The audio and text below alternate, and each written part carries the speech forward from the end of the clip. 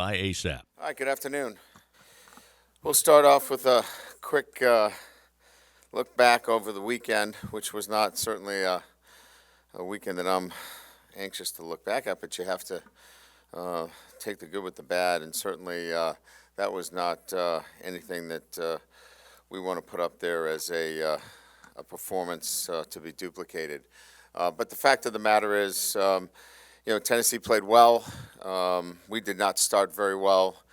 Our attention to detail, the fundamentals, clearly has to get better. We've got to coach our team better. If you look at it, it's in its entirety. A number of little things here and there. We certainly can't start the way we did, as I mentioned, in terms of spotting a really good team, 10 points.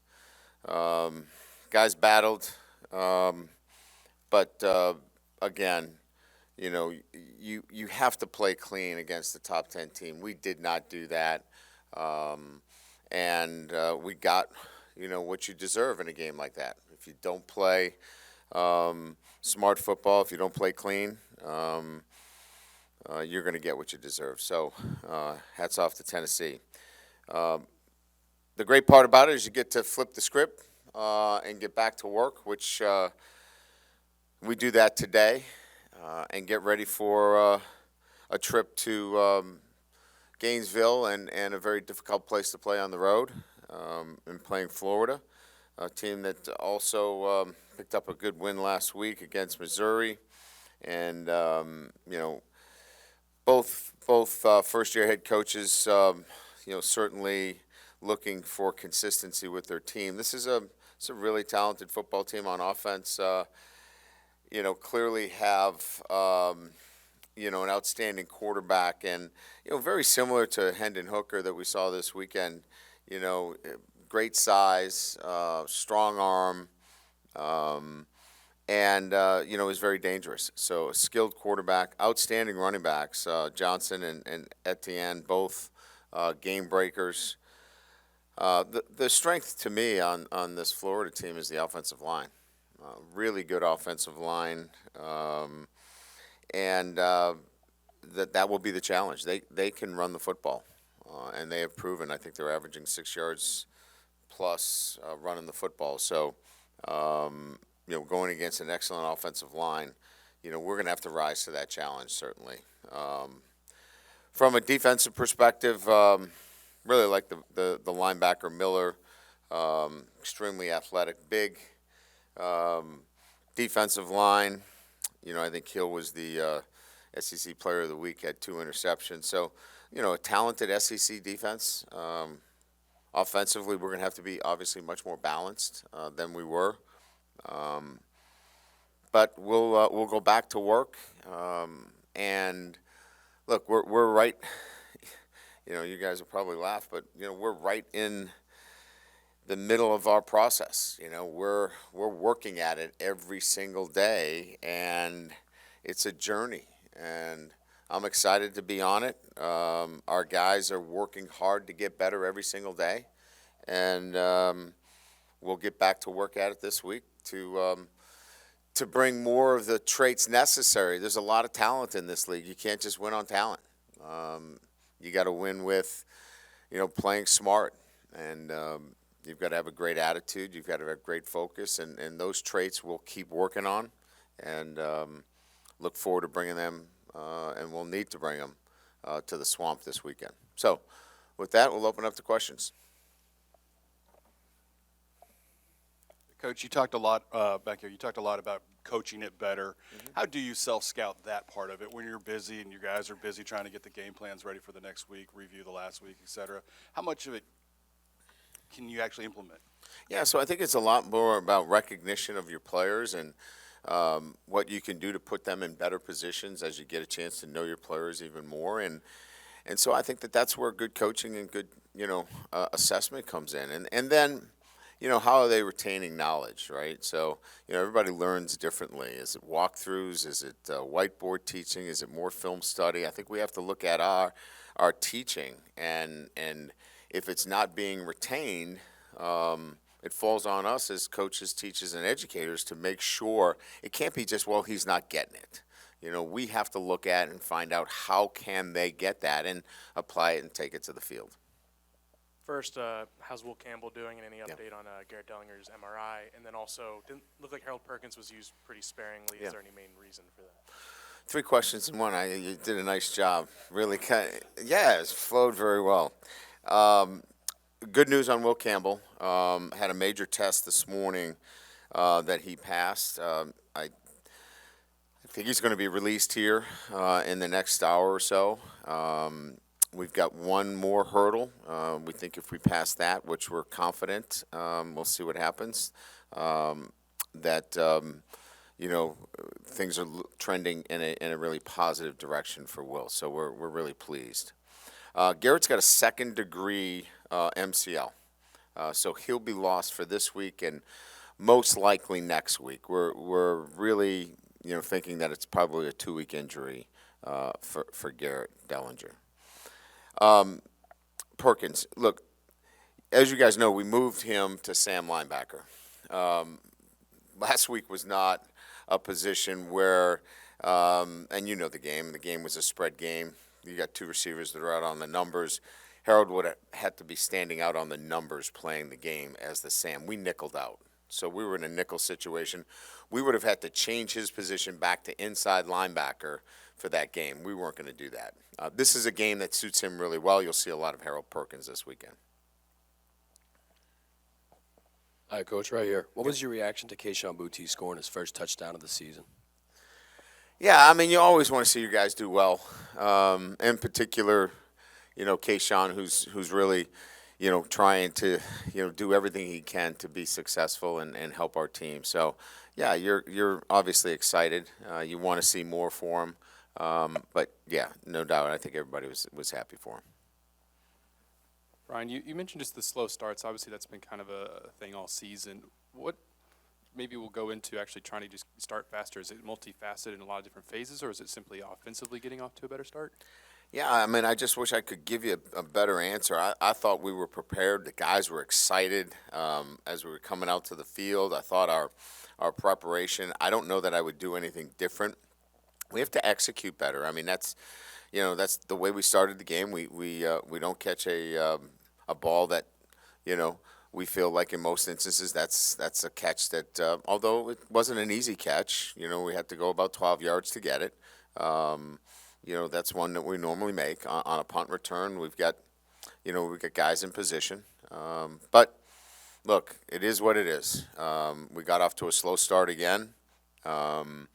We'll keep talking about how important it is, but that's execution more than being lethargic, and disinterested. That group was ready to play, but you still have to execute, and execution is in special teams, and in those 2 instances in particular, obviously it let us down. Coach, it's a disappointing thing about Saturday when you got a home crowd and you want them to impact the game, and you kind of take them out of the game immediately with those 2 special teams mistakes. No doubt. I think I talked to our team about it. I said, listen, one of the advantages we have is we've got a home crowd here, so let's get them working for you. But again, this is a process for our guys. We're learning. They're understanding that they have to bring more than just talent to the field, and we'll keep working at it. And what we have to do better is we have to be more purposeful, more intentional, and we'll keep working at it during the week. Coach, down here, as Yeah. far as the offense is concerned, I know you said on Saturday no one's walking through the door. I think that was your comment. Can you run more read option? Are you afraid to have the quarterback run too much? What can you do to get the offense jump-started, do you think? Well, I mean, look, you watched the game as well as I did. Where were the problem areas? The problem areas is we moved the football between the 20s, but we didn't score in scoring zones. So if you really want to break it down, we have to be critically analyzing, key 3rd and 4th down situations and really high red zone. So,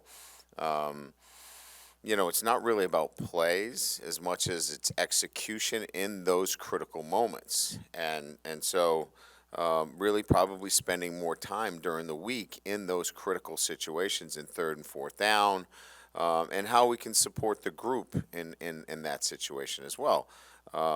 We've got some new players on the offensive line. Maybe we have to do some more things. Maybe we can move the pocket. Maybe we have to protect with 7.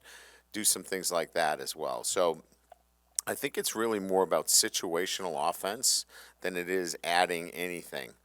Matter of fact, I think we probably have to take some things out because we have to execute at a higher level, and maybe less is more, and maybe that's what we have to look at. Special teams, and just kind of picking up on your drift here, is that a lot of it is execution, but special teams seems to be something different each week. Going back to my first question, is it still just a learning process of who can do what and their ability to execute what they're asked to do on special teams, or in your review, has there been a larger issue that kind of seems to be repeating itself?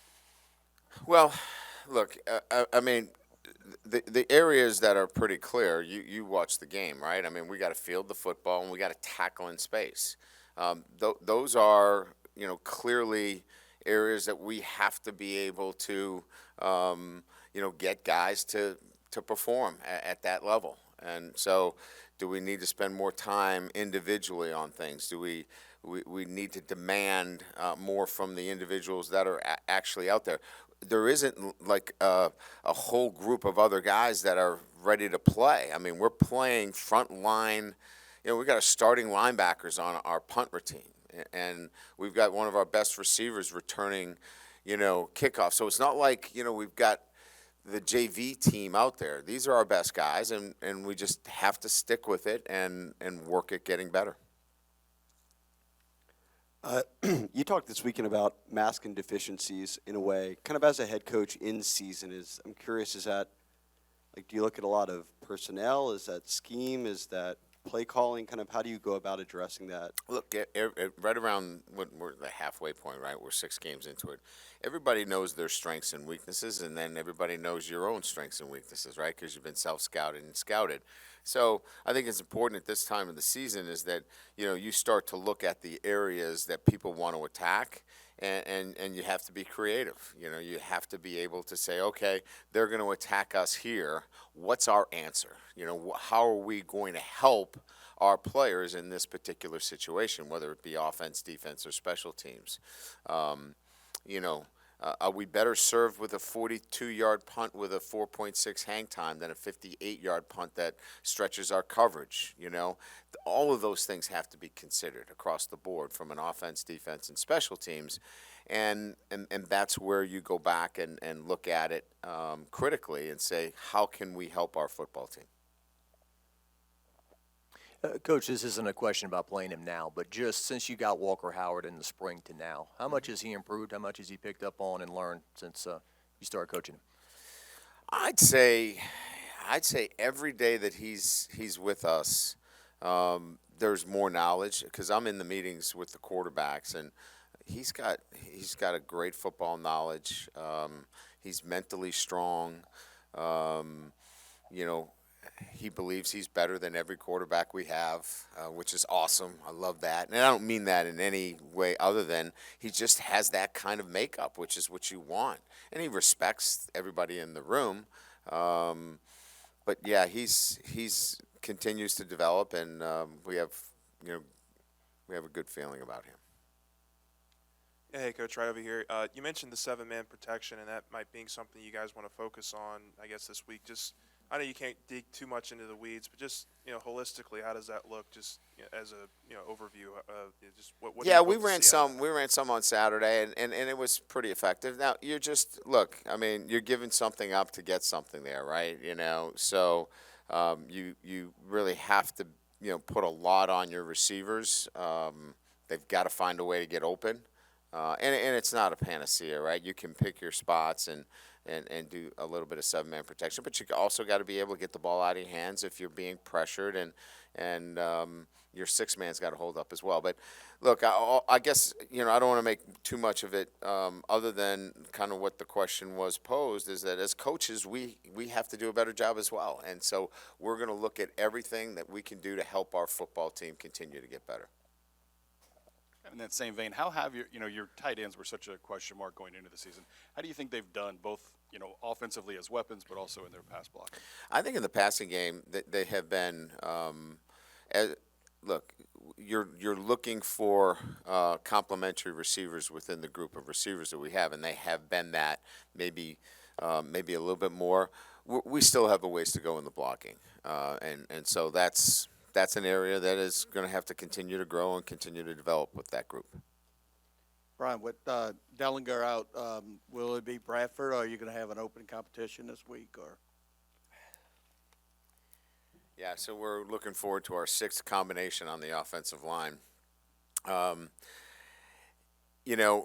Look, I can tell you right now as I stand here, we've got 4 guys that we know for sure, and then the rest we'll have to kind of figure out. We really like Bradford inside. We lose a lot, in terms of his physicality, when we move him out to tackle. So, the ideal situation would be to get him back inside, but we're going to have to see, how this thing plays out during the week. I wish I could give you a better answer, but that's all we got right now.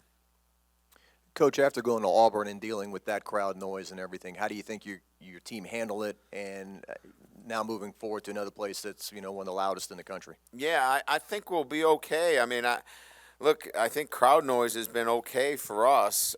We seem to be a little bit more focused and locked in when we get that. You hate to talk in terms of when you turn the music on and you get real loud, the guys pay attention more. But the fact of the matter is, they did a nice job in their preparation for Auburn, and they're going to have to do that here for Florida, because you're right. I mean, it's a crazy environment, and they're going to have to be locked in this week. Kind of to your opening stanza there, just are you where you thought you might be? And what do you say to a team after a loss like that, that gives them hope, I guess, going forward, but isn't too demoralizing?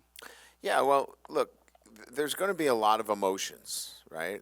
And emotion is part of, what happens after a win or a loss. What you have to make sure is that you have the right emotions. And the right emotions is that our guys care. And then redirect them into caring about the right things. Look, the line is long for those that want to win. The line is usually shorter for the line that says, are you willing to do the things necessary to win, right? That line's always a little shorter. So we just have to make sure that our guys are going to continue to do the little things necessary to win. And that's all. We want them to have emotions. They should be angry. They should be upset.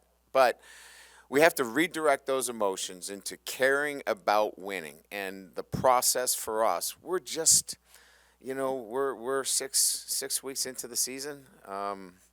This process is a process. And I know that's going to be a terrible quote for everybody, but that's the reality of it. And I'm okay with that, and we'll continue to work on, getting to where we need to get to. To that end, are you, obviously you can't know everything when you take the job, but are you about where you thought you would be? Yeah, when you finally discovered the positives and the shortcomings that you had as a program dealing with trying to get it back to a championship level? Well, look, let's be honest. I mean, I really didn't know the roster until I got a chance to examine the roster, and so I got a glimpse of it during the bowl prep. And then saw where we were at and knew that, okay, we got some work to do.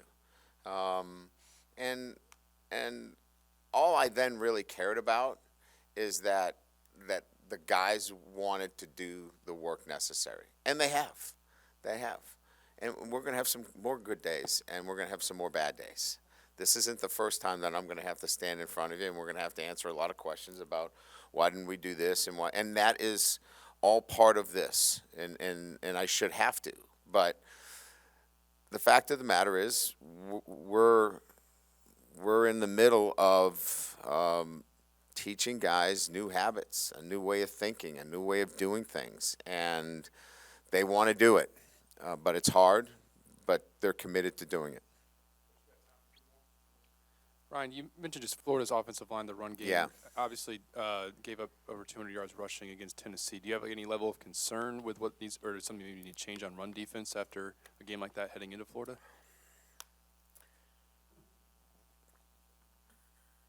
It's a good offensive line. I think we have a good defensive line. I think we have a good scheme. We're going to have to play better than we did last week. I think we're capable of doing that.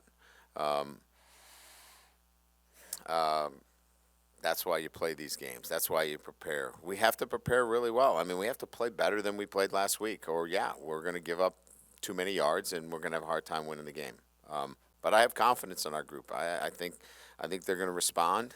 I don't think that there's any reason to think that there are any factors out there that this football team's not going to play well this coming weekend, and I expect them to. Good. All right. Thank you.